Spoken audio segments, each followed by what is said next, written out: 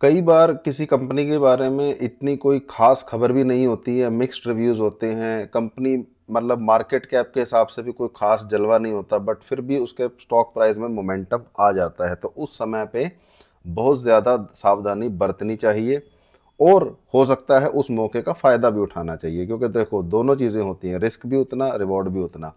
तो आपको अब क्या देखना चाहिए, कंपनी का नाम है कोहेंस लाइफ साइंसेज, ठीक है, नॉट अ टिप और एडवाइस।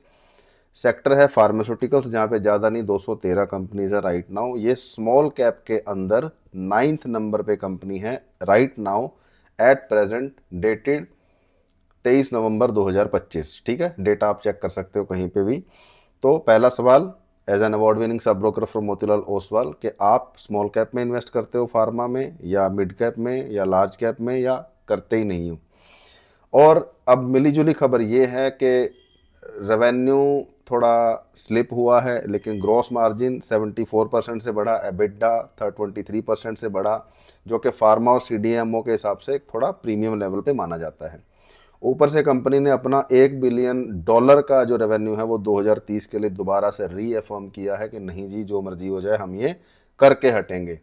बट अब जो बुरी खबरें हैं वो ये हैं कि प्रमोटर ने स्टेक सेल किया है, एमडी चेंज हुआ है और डी स्टॉकिंग भी हुई है। इसके बावजूद कुछ लोगों को, जो जिसको हम बोलते हैं फ्यूचर अर्निंग्स या फ्यूचर पोटेंशियल के ऊपर काम कर रहे हैं। तो एज अब मेरा सवाल आपसे ये है कि आप क्या देख रहे हो, प्रमोटर ने स्टेक बेचा, एमडी चेंज हुआ, उसको एज ए नेगेटिव, और ग्रोस मार्जिन या जो इनका $1 बिलियन का टारगेट कंपनी बोल रही है वो, और उससे पहले, या आपकी सोच मेरी जैसी है कि mid cap top 5, mid large cap top 5 या टॉप 10, और small cap top 5 not top 10।